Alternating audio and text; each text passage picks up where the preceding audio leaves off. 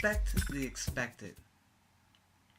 God told the Israelites in throughout the Torah that He's going to give them the promised land. Repeatedly, they tried to take control, or they tried to go back to Egypt. And He warns them in the book of Deuteronomy, when you enter the promised land, expect certain things to happen. He tells them repeatedly to follow Him, to focus on Him, to serve Him, to do as He says. But it's interesting, in Deuteronomy, 17, verse 14 through 17, it says, "When you enter the land the Lord your God is giving you, and have taken possession of it, and settled in it, and you say, 'Let us set a king over us like all the other nations around us,' be sure to appoint over you a king the Lord your God chooses. He must be from your fellow Israelites. Do not place a foreigner over you, one who is not an Israelite. The king, moreover, must not acquire great numbers of horses for himself, and make the people return to Egypt to get more of them. For the Lord has told you, you are not to go back that way again. He must not take many wives, or his heart will be led astray. He must not accumulate large amounts of silver and gold." This got me thinking. Why would they want to be like all the other nations? After seeing all the things that God had done. Yeah, and I get they were under suppression by the Philistines and the other nations around them. But God has led them so far. He's blessed them so much. Why would they want to reach a point where they want another king? I don't know. But they did. Did it make sense? I don't think it did. So what did they do? They asked for a king. And what is the very thing that happened? The thing that God told them would happen. Even though they had a king who was from Israel, who God chose. First we have David, a man after God's own heart. Yet still he had multiple wives. And it did not work out good for him. He had his kingdom kind of split when the son tried to take him out. And then he got it back. Solomon took over. And we see in 2 Chronicles, let me just find it on my tablet here.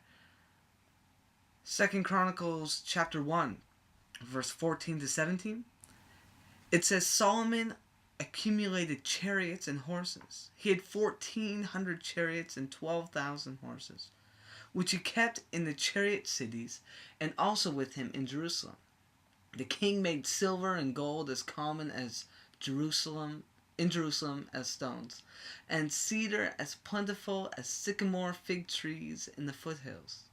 Solomon's horses were imported from Egypt and from Kue. The royal merchants purchased them from Kue at the current price. They imported a chariot from Egypt for 600 shekels of silver, and a horse for 150. They also exported them to all the kings of the Hittites and the Arameans. Here we have Solomon. Now, Solomon accumulated lots of wealth. Because of the great wisdom that God blessed him with. People would come and they would say, "Oh, speak to us, wise king." And they would give him money. What did he do with that money? He buys horses from Egypt. God specifically says in Deuteronomy, don't do that. Yet that's what he does. Solomon follows his father's lead.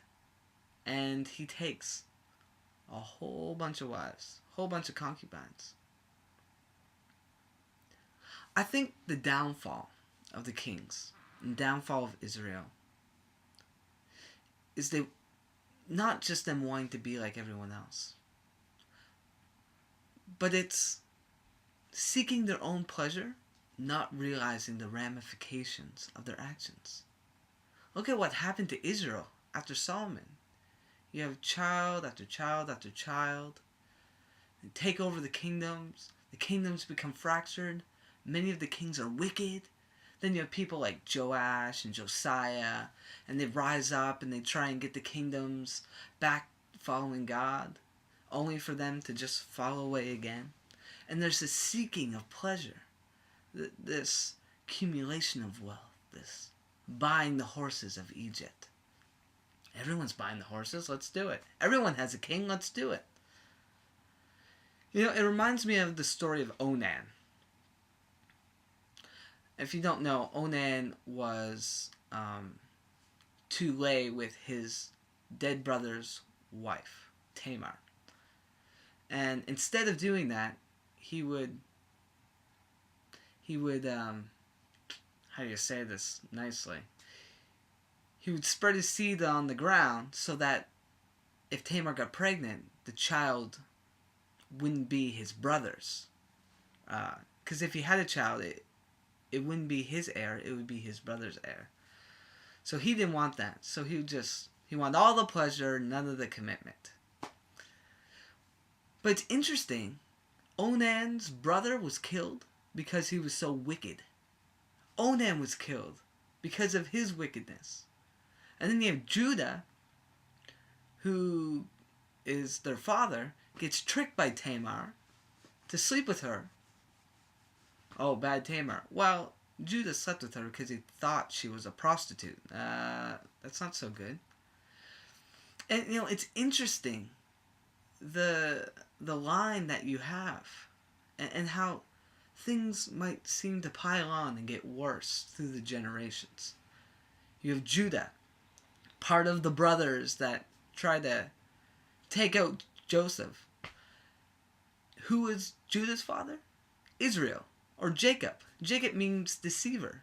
And in fact, he deceived his father, thanks to his mother's help, and tricked and got the birthright of his brother Esau. He stole things from his brother. Who was Jacob's father? Isaac.